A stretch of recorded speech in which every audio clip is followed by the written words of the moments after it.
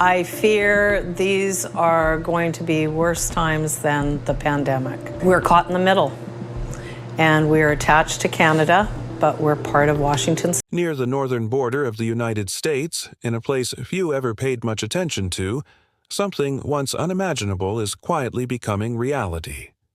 In small towns swallowed by the bitter cold, many families are beginning to consider an option they had never before entertained: giving up their U.S. citizenship to join Canada. It may sound far-fetched, but for them, it is the outcome of a harsh truth. Everything began when the Trump administration slapped a 35% tariff on Canadian goods. The response from the North was swift. Canadians stopped crossing the border to shop, to travel, or to spend money. And the first blows did not land in Washington, but directly on the border towns, where everyday life had always depended on the constant flow of people back and forth. Almost overnight, restaurants stood empty, shops put up closed signs, and jobs vanished. Clearly, this was no longer just a border issue. It felt like a warning siren that America was slowly slipping out of control. When confidence in the future begins to crack, how long can we pretend that everything will simply return to normal? This is the story of 5 U.S. border towns where residents are seriously weighing a future on the other side of the line. When most people think of the fallout from U.S.-Canada trade tensions, they picture factories, supply chains, or soaring consumer prices. Few realize that a single policy shift on paper can push an entire small community into a fight for survival. One of the hardest-hit places is a tiny strip of land often forgotten by the rest of the country. Point Roberts, tucked away in the far northwest corner of Washington state, it is completely cut off from the rest of the state. To get there, you have no choice but to pass through Canadian territory. For decades, life in Point Roberts has depended almost entirely on its neighbors in British Columbia. The steady stream of Canadian visitors kept the shops, cafes, and services alive. For locals, cross-border commerce was not just a choice, but a lifeline. Yet, even before the 35% tariffs came into effect, signs of strain had begun to appear. Stricter border controls and a growing sense of caution among Canadians had already slowed traffic. When rising costs combined with political tension, visitor numbers collapsed. The tariff shock only made matters worse. Many shops that relied on Canadian customers saw revenues plunge by 60 to 70%. On some days, not a single customer walked through the door.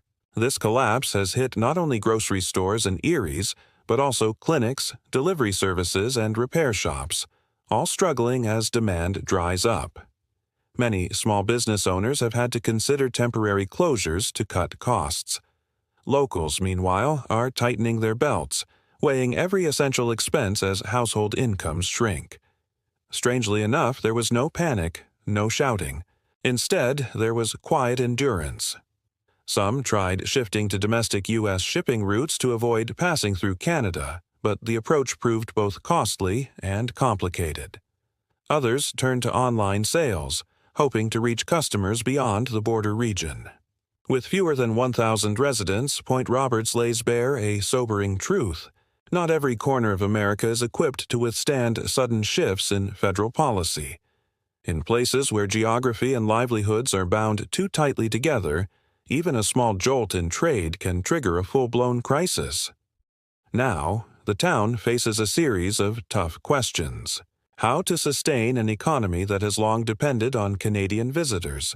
How to lure them back when prices are rising and border procedures have grown cumbersome? And perhaps most importantly, how to ensure that residents here do not feel abandoned and cut off from the rest of the country.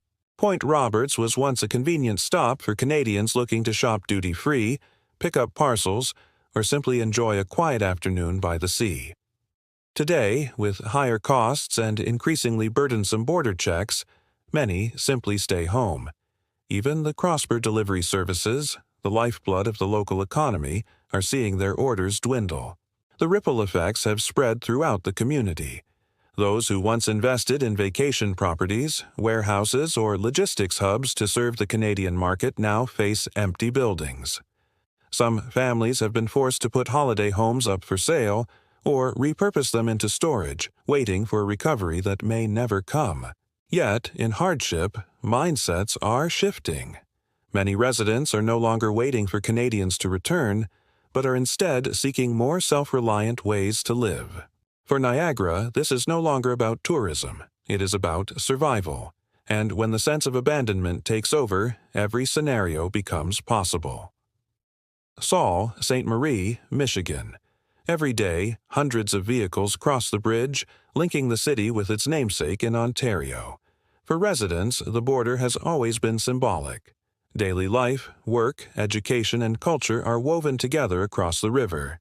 More than 800 vehicles make the trip each day for shopping, fuel, or medical care. Roughly 65% of the city's service sector revenue depends on Canadian customers, contributing over $300 million US in 2024. When the 35% tariff took effect, Canadian traffic fell by 40%, stripping the local economy of $35 million US in just the second quarter of 2025. The impact spread quickly. Stores emptied, prices for lumber, fuel, and fertilizer rose, and farmers were forced to source goods from farther away at higher costs. Healthcare also came under pressure as Canadian patients stopped crossing, leaving American hospitals overcrowded. Social life changed dramatically. Tours, exchange programs, and cross-border sports events were canceled. More than 400 households with relatives on both sides had to rethink every crossing weighed down by new fees and paperwork. Residents are not calling for secession, but they are being forced to adapt. Small businesses are seeking to sell online to Canadian customers. Hospitals are partnering to buy equipment at lower cost. And the city is considering subsidies for seniors and schools for those who live here. So Ste. Marie is not just a town, but a vital junction between two economies, and it raises a larger question for the entire nation. Has Washington truly prepared for the quiet but far-reaching consequences of its trade policy on communities like this? Blaine, Washington. Before the 35% tariff took effect, Blaine was a familiar stop for Canadians for shopping, dining, fueling up, and parcel pickup. Hundreds of cars crossed the border daily, creating a lively rhythm for the whole town. But within just weeks of the tariffs coming into force, Canadian traffic plunged by 50 to 60%. Retail sales collapsed by 30% in the second quarter of 2025, a loss of more than $25 million US. Restaurants, clothing shops, garden centers all fell quiet. Dozens of workers saw their hours cut or their jobs disappear. The impact does not stop at the economy. Health and education budgets, which rely heavily on retail tax revenue, have been slashed. Farmers markets and cross-border school trips have been canceled. A town that once lived off the steady flow of Canadian visitors now lies in silence. According to the Blaine Chamber of Commerce, 40 to 70% of revenues at gas stations, grocery stores, pharmacies, and nail salons used to come from Canadians. When those customers disappeared, shops were forced to close and the population began to decline. Blaine has become a warning sign for many other border towns. A single policy out of Washington can be enough to shake the very foundations of a community. In response, the town created a livelihood transition task force with more than 100 members, exploring new directions such as e-commerce, greenhouse farming, and delivery services.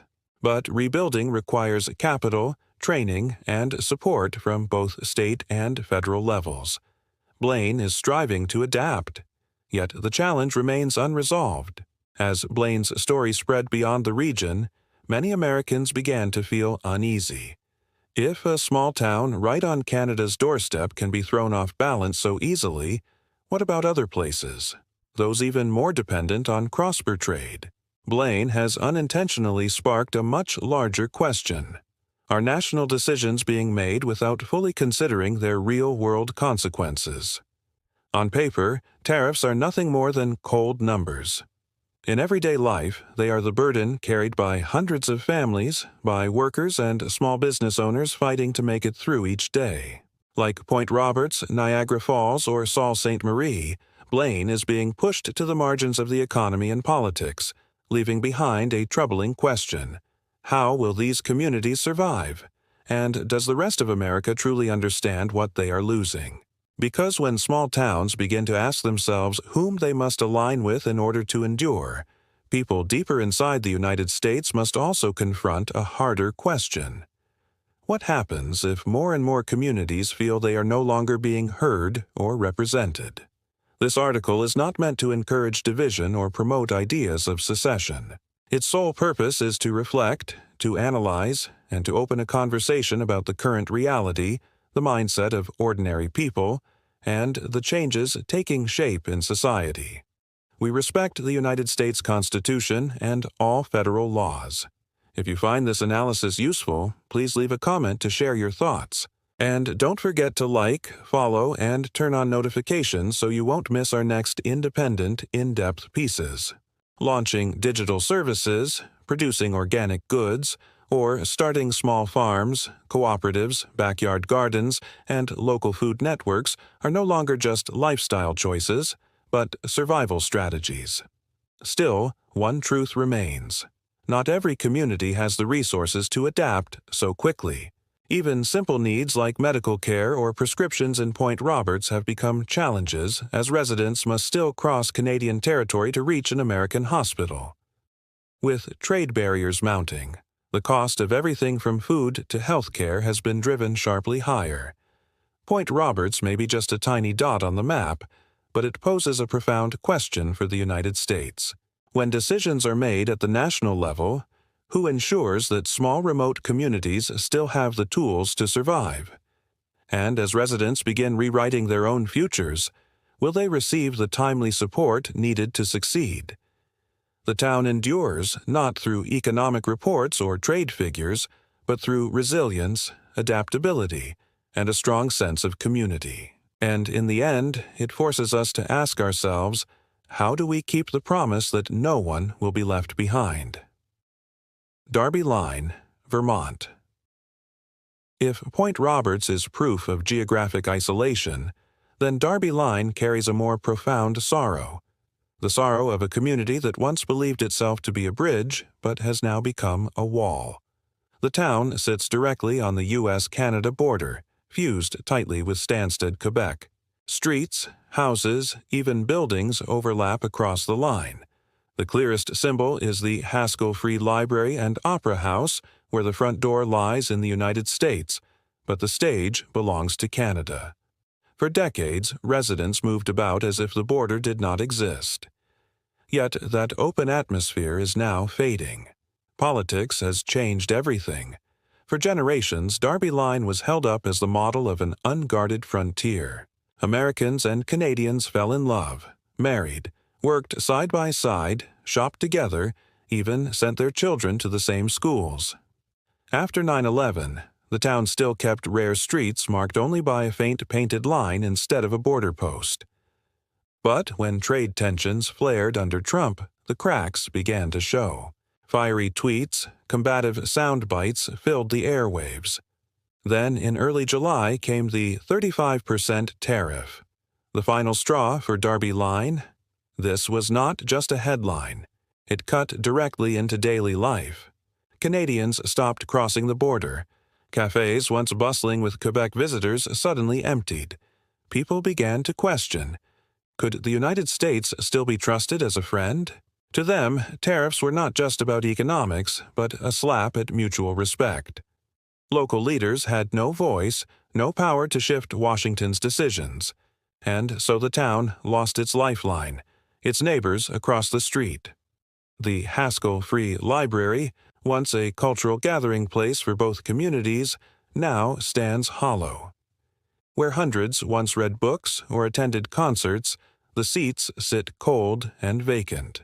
Canadians no longer feel welcome on the American side of the building. Nobody pushes them away, but the warmth that once defined the place has vanished. Darby Line has lost not only revenue, but also its sense of connection. Families with dual citizenship now face painful choices which side to choose. Prosper jobs have disappeared. Mixed marriages feel the strain. Generational ties are fraying. unraveled by policies made in a capital city that many here believe doesn't even know they exist.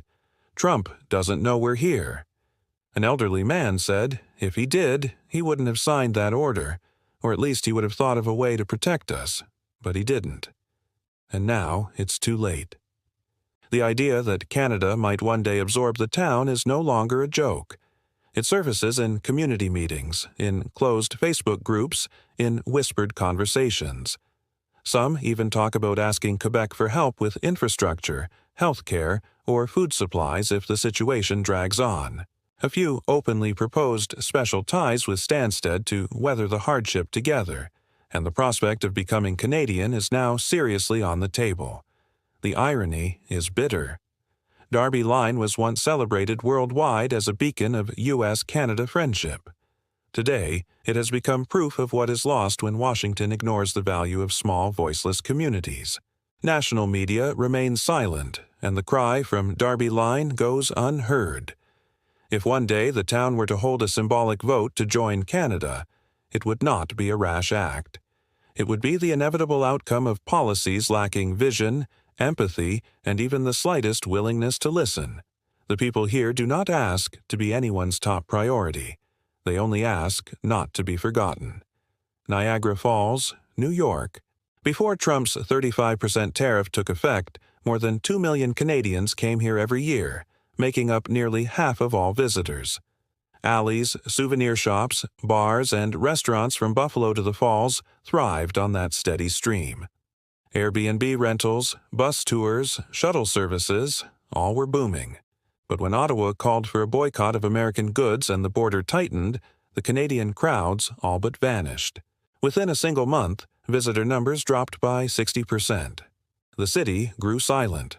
Hotels slashed room rates from $230 to $90. Staff faced layoffs and reduced hours.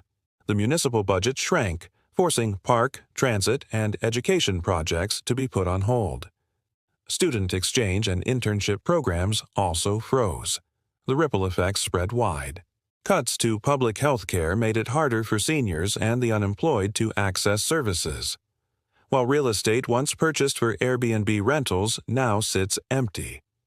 Many families have had to switch professions while spa owners, casinos, and restaurants lost the bulk of their customers, 70% of whom had come from Ontario. The deeper wound, however, is emotional. Niagara had once been a symbol of U.S.-Canada friendship. Now it feels hollow and lonely.